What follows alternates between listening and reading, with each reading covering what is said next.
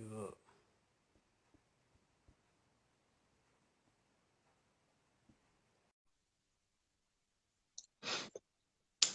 Professor Lauri, you can just request my video, and then you'll be there.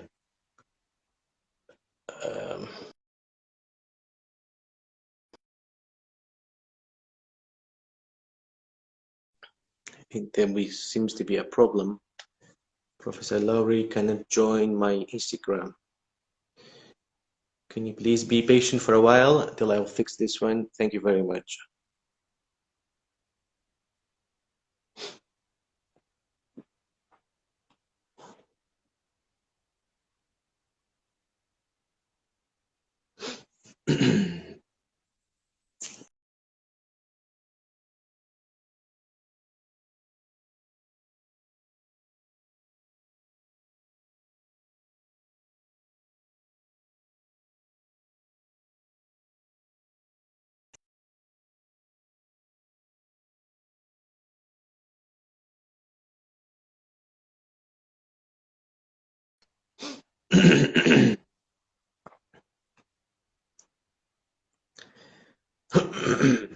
Well, thank you very much all for your hellos.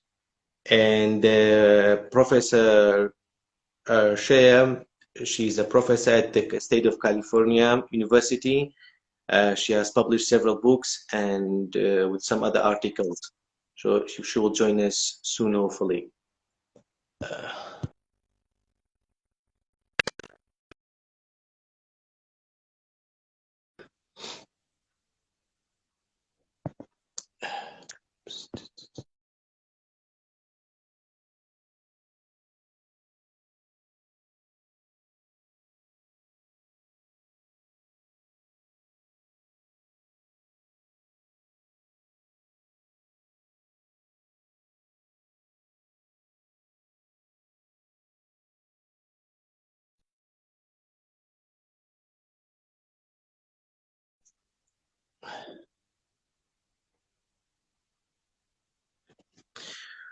Well, that's fine if your English is not that good. Ustaz. So that's fine. We are here to learn. You learn from something from us, and hopefully it's going to be beneficial for you all. Thank you very much indeed. I'm just thinking it's quite difficult, and for our syllabus at university or outside any other institutions, to find any American African poetry. So this will be a chance for us to be familiar all. And then here we go. Yes. There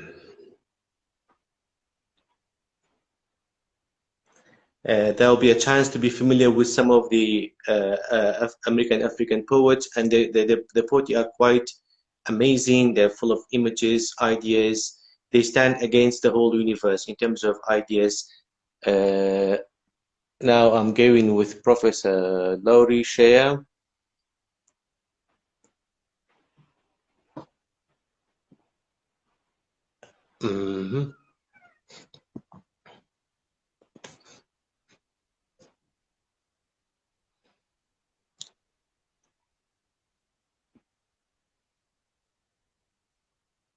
Professor Lauri, I think now you are with us. I click accepted.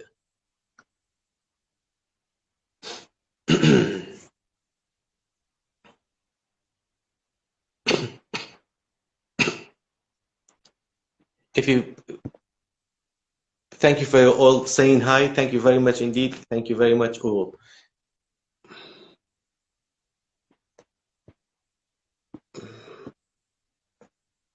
I think this.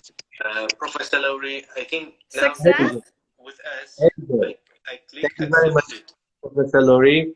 The people here in Kurdistan, the students are quite eager to see you, and we are here to learn something from you, and we'll be talking about African American poetry. Wonderful.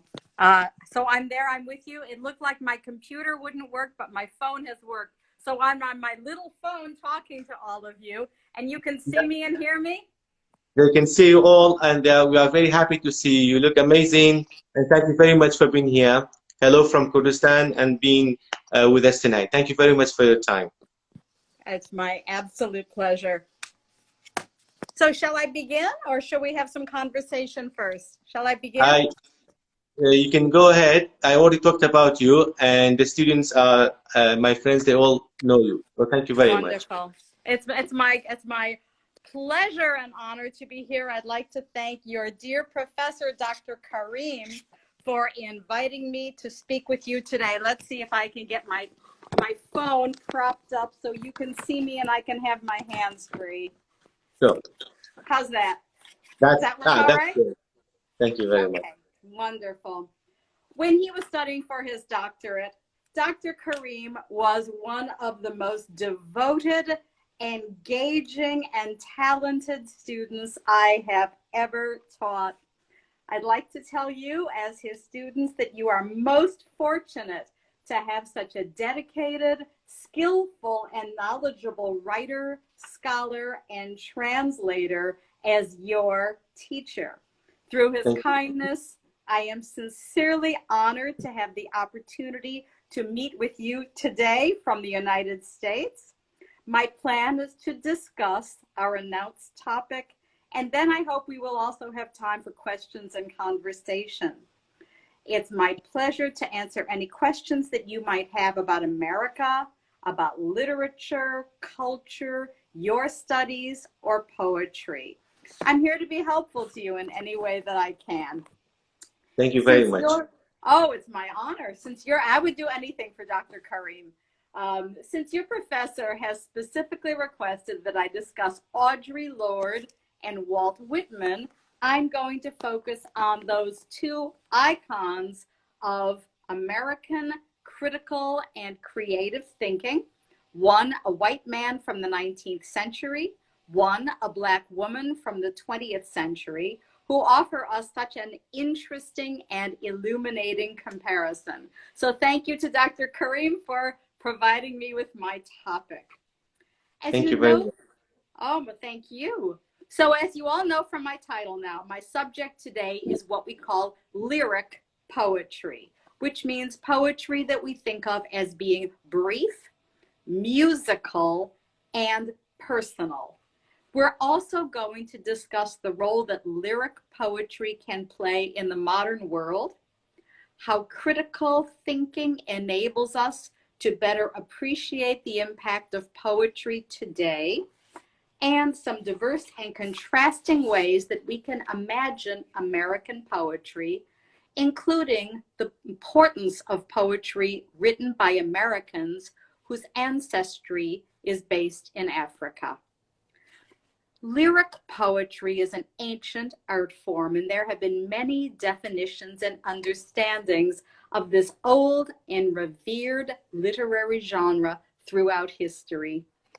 When asked how she could recognize true poetry, Emily Dickinson gave this famous answer: "If I read a book and it makes my whole body so cold that no fire can ever warm me, I know that is poetry."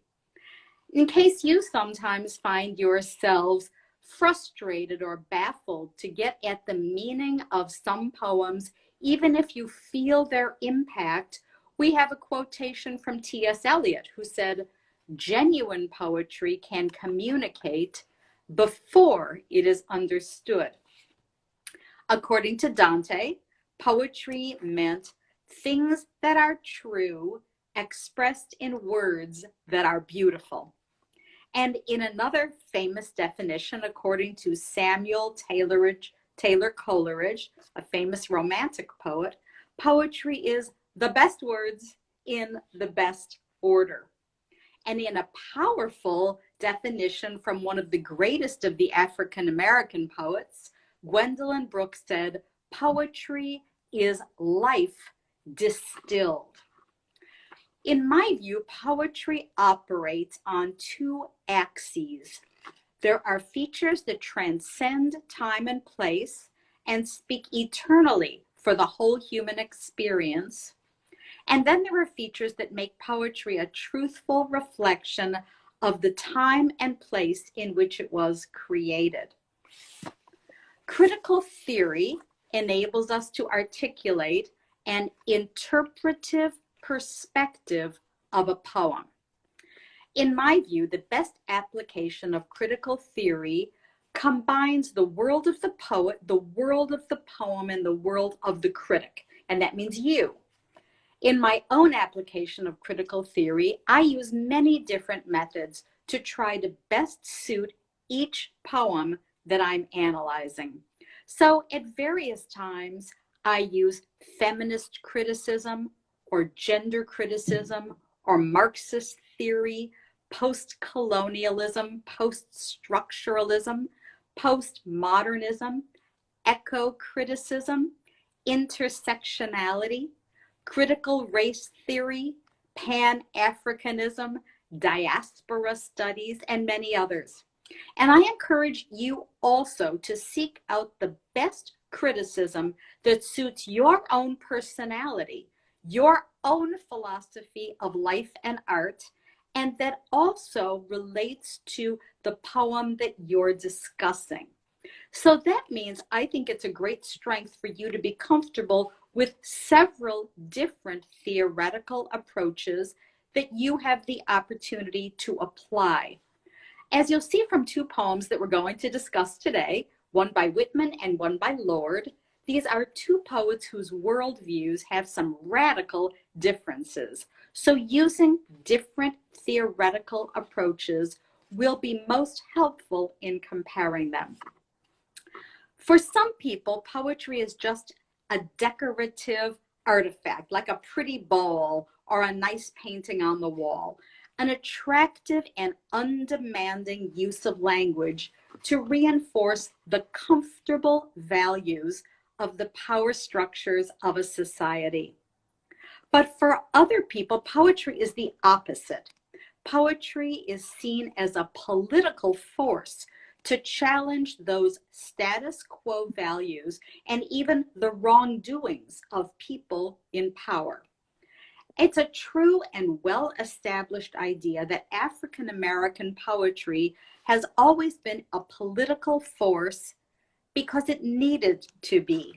I think you're probably well acquainted with a long history of discrimination in America, shameful discrimination against African Americans, including hundreds of years of enslavement. And the editors of the Negro Caravan, which was an influential early 20th century collection of African American poetry, said African American poetry tends to be a poetry of protest because there has always been so much to protest. Extending well into the 20th century, African American poetry has been widely regarded as something to serve the community. There has been a long-standing philosophy that the purpose of art for African Americans has been social action and political agency for those who are disempowered. The idea of democracy and a harmonious society consisting of individuals is a deeply embedded ideal in American culture, society, and art.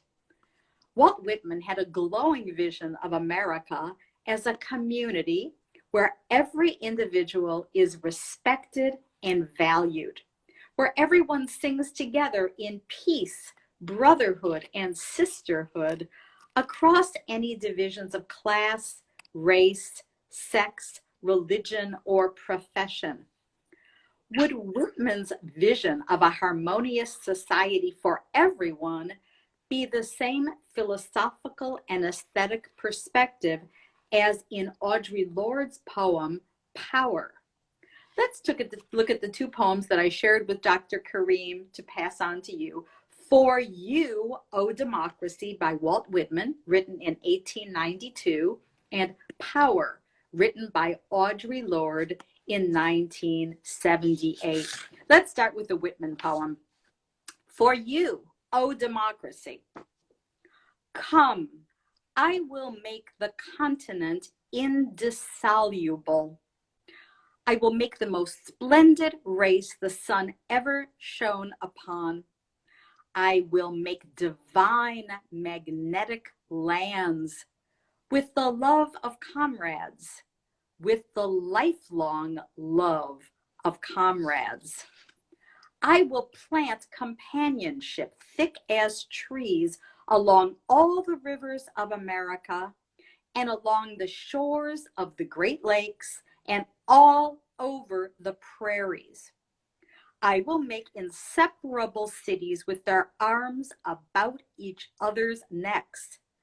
By the love of comrades, by the manly love of comrades. For you, these from me, O democracy, to serve you, ma femme. For you, I am trilling these songs.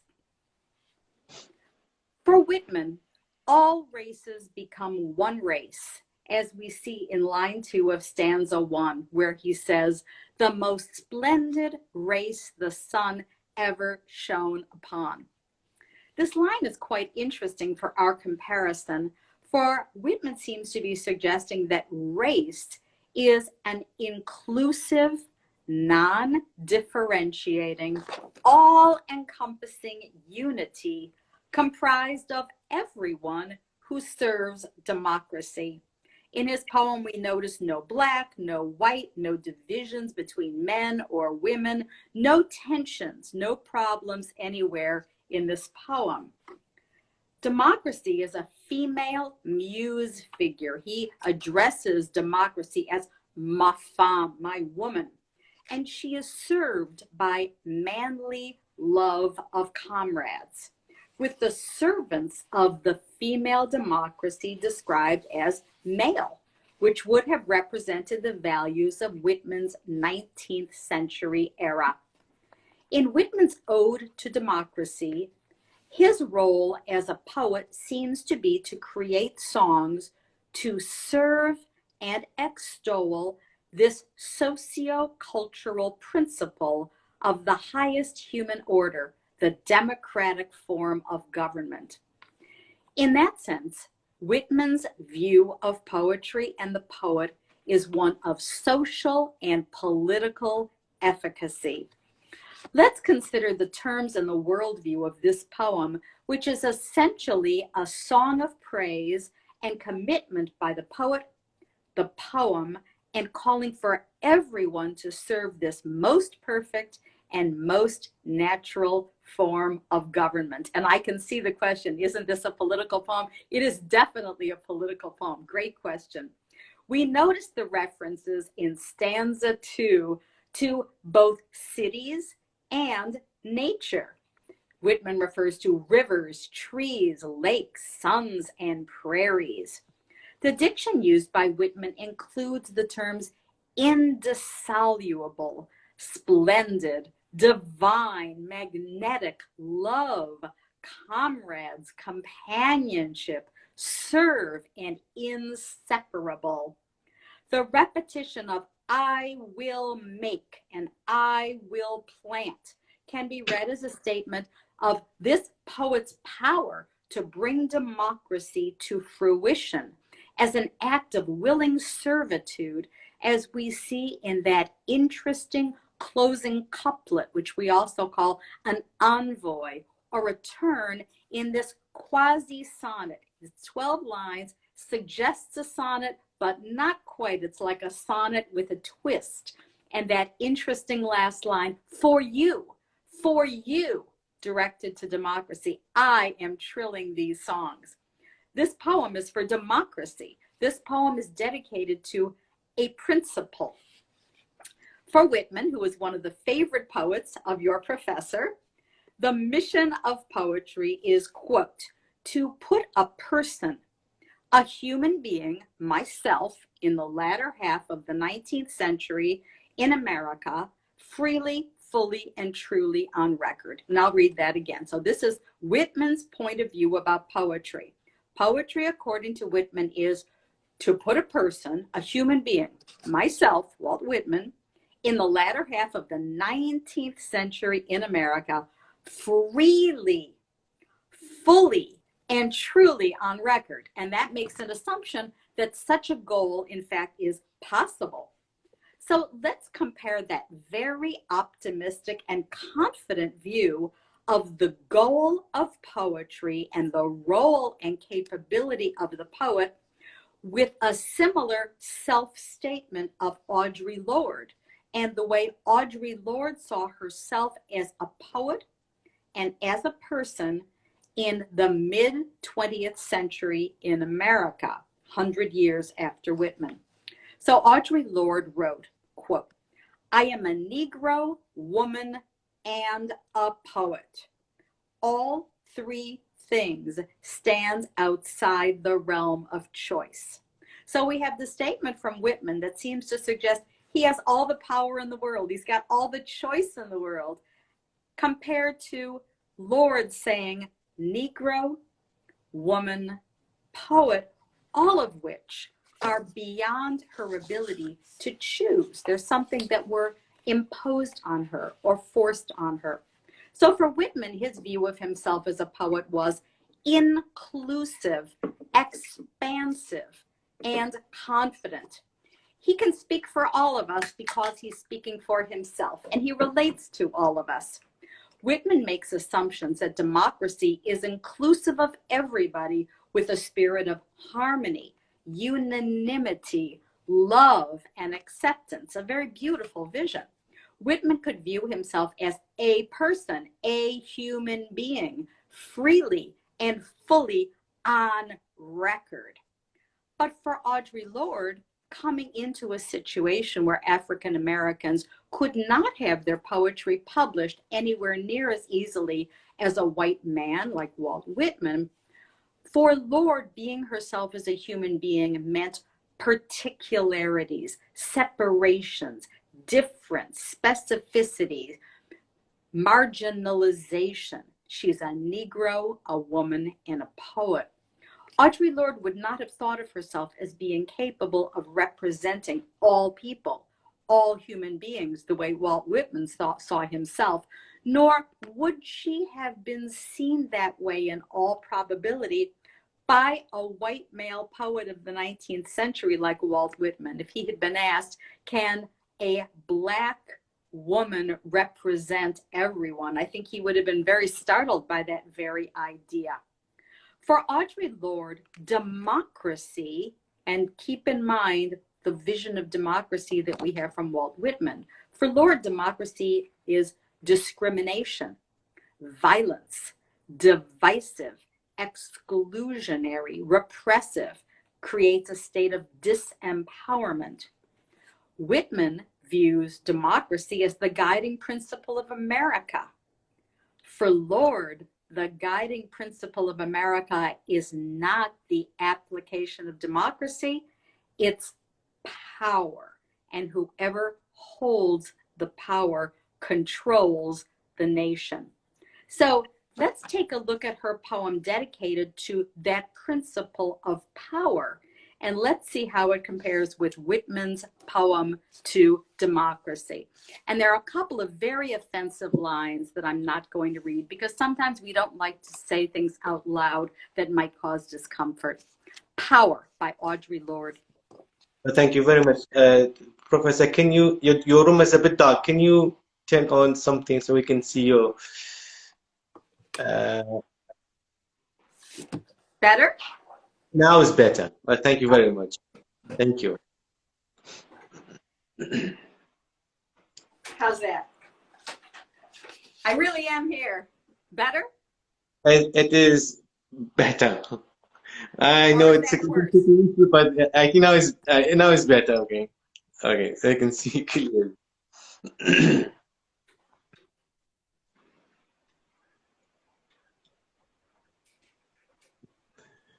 But that's fine. Thank you very much. Now it's very good. Thank you very much. Better? That's better. Okay. I'm so sorry. I really am here. No, that's fine. Thank you very much. The difference between poetry and rhetoric is being ready to kill yourself instead of your children. It's a very, very powerful opening. Dr. Kareem, how are we doing on time? Oh, thank you very much. I mean, we're doing very well. Take your time. Okay, thank you. I am trapped on a desert of raw gunshot wounds and a dead child dragging his shattered black face off the edge of my sleep. Blood from his punctured cheeks and shoulders is the only liquid for miles. And my stomach churns at the imagined taste while my mouth splits into dry lips without loyalty or reason, thirsting for the wetness of his blood as it sinks into the whiteness of the desert where I am lost, without imagery or magic, trying to make power out of hatred and destruction, trying to heal my dying son with kisses only the sun will bleach his bones quicker. A policeman who shot down a 10-year-old in Queens, that's a section of New York, stood over the boy with his cop shoes, policeman's shoes, in childish blood, and a voice said something very rude that I won't read, and there are tapes to prove it. At his trial, this policeman said in his own defense, "I didn't notice the size nor nothing else, only the color." Now that's a 10-year-old child. He's saying, I didn't notice that he was a young boy. And there are tapes to prove that too. Today, that 37-year-old white man with 13 years of police forcing was set free. By 11 white men, we have 12 jurors in America who determine innocence or guilt in a trial. By 11 white men who said they were satisfied justice had been done, and one black woman who said, "They convinced me," meaning they had dragged her 4'10" black woman's frame over the hot coals of 4 centuries of white male approval until she let go the first real power she ever had. That means being chosen to be on the jury, and lined her own womb with cement to make a graveyard for our children. So Lorde sees that as a betrayal. I have not been able to touch the destruction within me, but unless I learn to use the difference between poetry and rhetoric, my power too will run corrupt as a poisonous mold, or lie limp and useless as an unconnected wire. And one day I will take my teenage plug and connect it to the nearest socket, raping an 85-year-old white woman who is somebody's mother. And as I beat her senseless and set a torch to her bed, a Greek chorus will be singing in 3/4 time, "Poor thing, she never hurt a soul. What beasts they are." It's a very, very challenging poem, very, very difficult topic.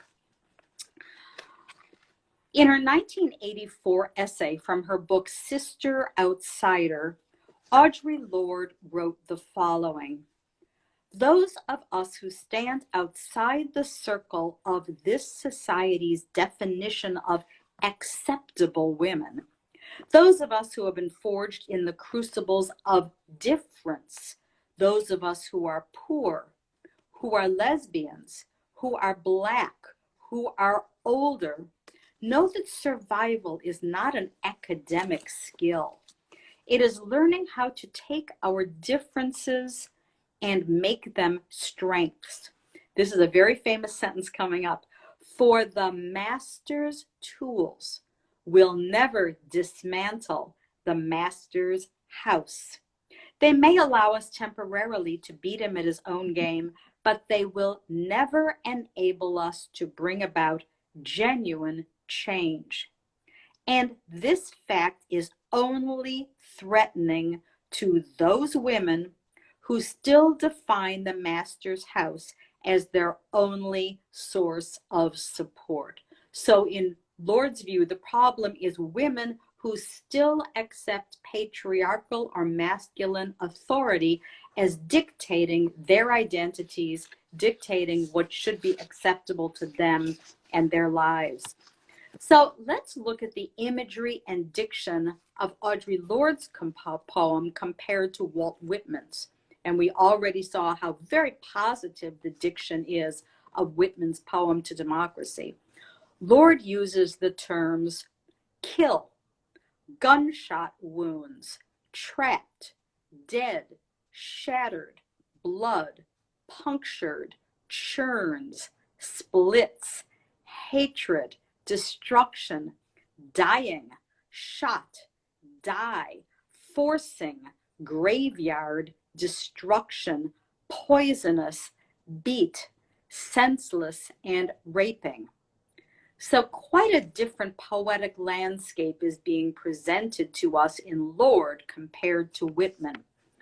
Unlike the harmonious unity idealistically presented by Whitman, Lorde presents us with a battlefield of negative, pessimistic, and polarizing differences and binary oppositions of power hierarchies, black and white, adult and child, poetry and rhetoric, police and civilian, man and woman, power and weakness. Whitman, one of the foundational poets of the American literary tradition, could see himself very influentially as representing the democratic spirit. In this sense, the politicization of American poetry is an originating and identifying feature of the whole genre of American poetry, I would argue.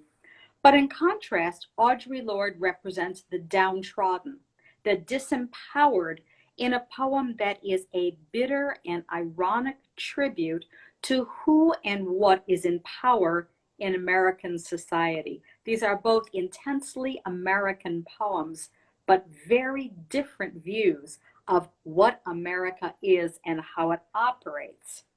The speaker in Audre Lorde's poem called Power represents the victims of a destructive and exclusionary society, unlike Whitman, who represents society's power as its very inclusivity. Its power is its absence of divisions as embodied by the poet himself. So by comparing Whitman and Lorde at the invitation of your dear professor, Dr. Kareem, I hope these two poets serve as examples of the diversity in the American poetry tradition, that power and identity are not the same for everyone, and to show why African American poetry and criticism must inevitably be political in a different way from the politics of the centrist mainstream poetry by a white male author who has the luxury of assuming unanimity and embracing his own pleasure and satisfaction. So, from the perspective of critical theory, for Whitman, we could easily apply the tropes of American studies, romanticism, and eco-criticism, among several other effective approaches. For Audre Lorde, we might usefully call on gender theory, critical race theory, post-colonialism, psychoanalytic theory, among others. Lorde's poem, the narrative of her lyric poem, references the murder of a 10-year-old Black boy named Clifford Glover, who was murdered in 1973 by a police officer named Thomas Scheyer, who was eventually acquitted of this heinous act, which he did commit. She learned of his acquittal from the radio in her car while she was driving, and Lorde was so upset by this news that she had to pull over her car and stop driving. The poem that we read together explicitly addresses the murder and the trial of Scheyer, as well as other real and potential acts of American violence driven by feelings of powerlessness, discrimination, and racially motivated violence, pure racism. More than 40 years after Lorde's poem, if you're reading the news, you realize that we are facing a spate of murders by police officers of African Americans of all ages in recent years, including the teenager Trayvon Martin several years ago, and the trial for the murder of George Floyd that is currently in the news in the American courts. Lorde's topic for her poem remains as politically relevant today as it did 40 years ago when she first wrote this poem. Lorde, in my view, offers a resolute answer to the question, what is the role of poetry in the modern world?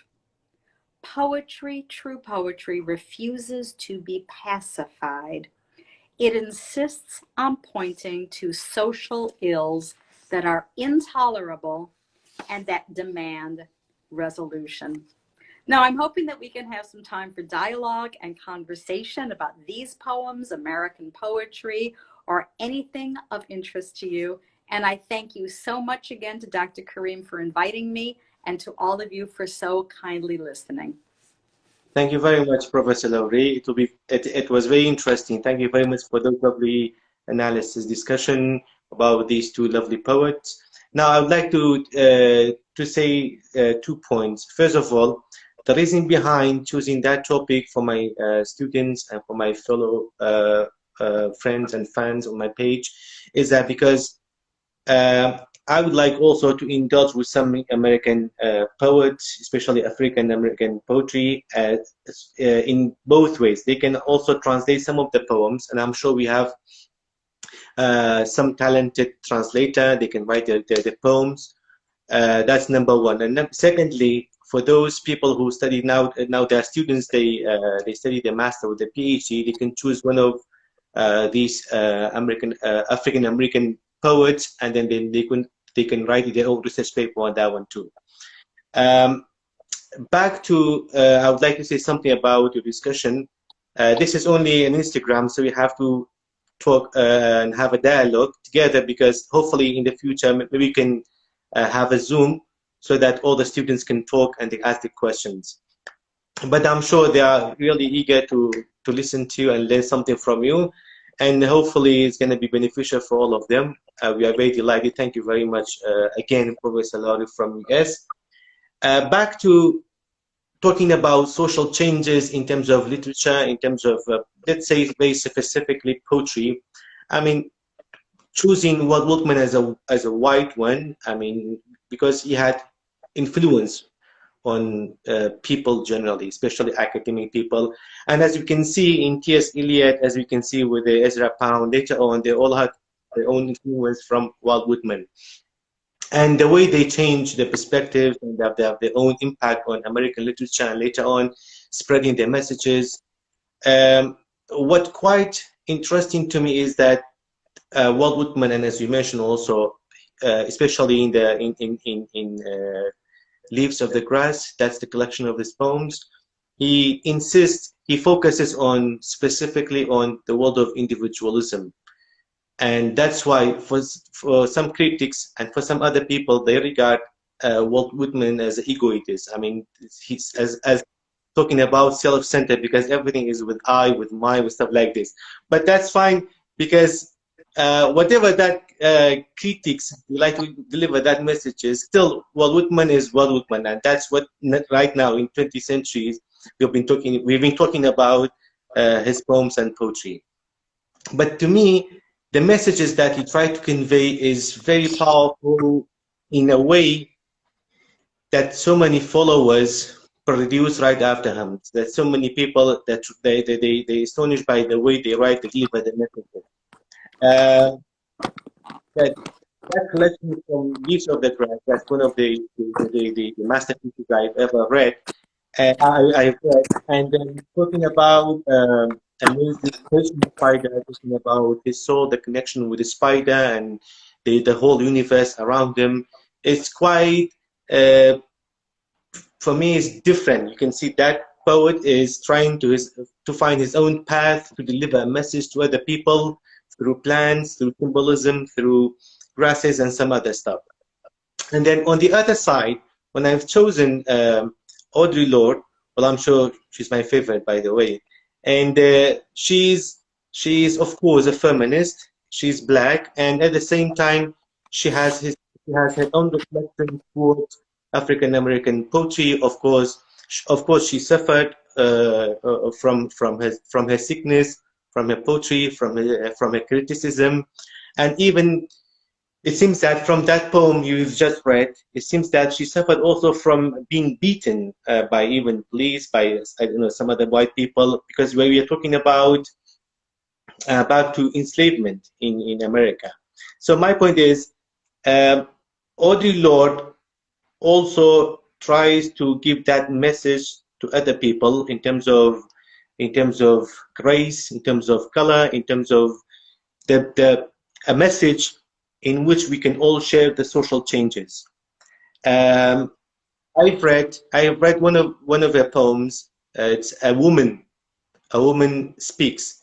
I mean, you can understand that how she suffered and stuff like this, and what's the message behind her writing, her words, her images, and of course, in comparison, I believe both Audre Lorde and even Walt Whitman, in terms of images and imagery, they're both amazing, and they have their own places in not only in African American poetry, but even around the world. And I remember one time when I was doing my PhD in China, even the Chinese lecturers, they all, I've seen some of the articles, the reviews, the reading on Walt Whitman. That means his messages are, I mean, widespread around the world, even in Asian countries, even in China and some other places. That's all from me. Thank you very much. And I just want to answer one of the comments. Thank you very much for your comments for Professor Lauri. We all saw it, but we cannot stop the live because of the discussion. Thank you very much for your hellos. Later on, I'll record this video and I'll put it on Instagram because some of my friends, students, they're still not at home. They're waiting for their live, and I'm sure I will put it right after the discussion between us. But Professor Lauri, before we end this lovely discussion together, I have one question in terms of social changes. To what extent, I mean, this is only your opinion, to what extent do you believe that social changes are at hand when it comes to African poetry? I mean, the messages they've been delivering so far and until now, until recent days, you've talked about, for example, that teenager, the black teenager, we talked about George Floyd, they'll be beaten, and that will, and even his voice, his cries becomes a slogan like, "Officer, I cannot breathe." And when she read that poem, I've thought of the same images of Audre Lorde, and then that, for example, that black victim. Now, my question is, if we talk about social changes in poetry, especially by black writers until now, is the dream, is the change, are the changes they've been talking so far, do they achieve it or no? If not, then what's the function of poetry? Back to the title. Thank you very much. Oh, no, that's a very important question. And I think it relates to what you said earlier was your goal for our opportunity to speak to each other. You said your goal is to encourage translation and also to encourage students to do, and faculty potentially, to do research projects based on African American poetry. So I think that's very important. African American poetry is still under-recognized. It's underappreciated. There's a lot less familiarity in America and in the world with African American poets than there are with white poets. So we need to do everything that we can as educated people, as people who are opposed to racism internationally, to raise more attention to this work being done.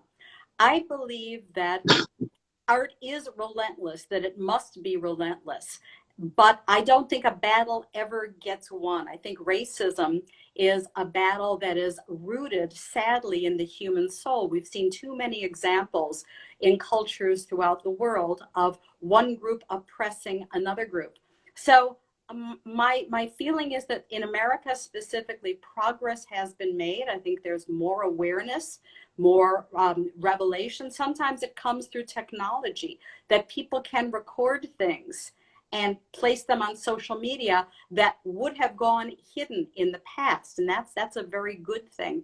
But we can't ever get to the point where we feel that this is a battle that's been won. So I feel that it's the role of poetry to continue to speak truth.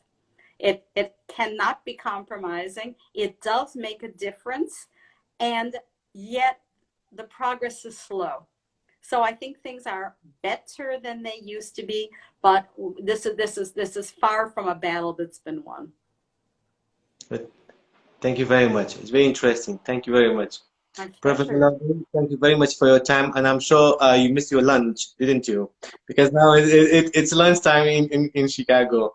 It's wonderful. Thank you very much for a lovely talk, for your discussion, for your time, for everything. And hopefully we're gonna have some other plans, like having a Zoom, because I know some of our lovely guests, they wanted to talk, but unfortunately, as I said in Instagram, they only type. They wanted to talk actually, but hopefully maybe in a Zoom program in the future we can have a talk, and hopefully we're going to have another discussion. Well, thank you very much indeed. If you have something, thank you very much.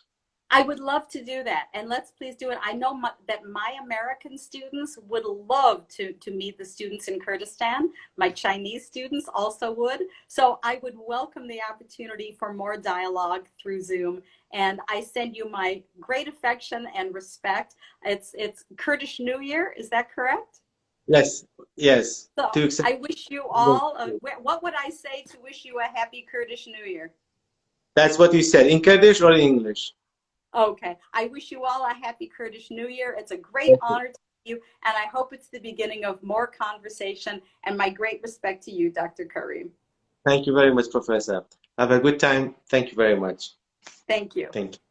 Bye-bye, everyone.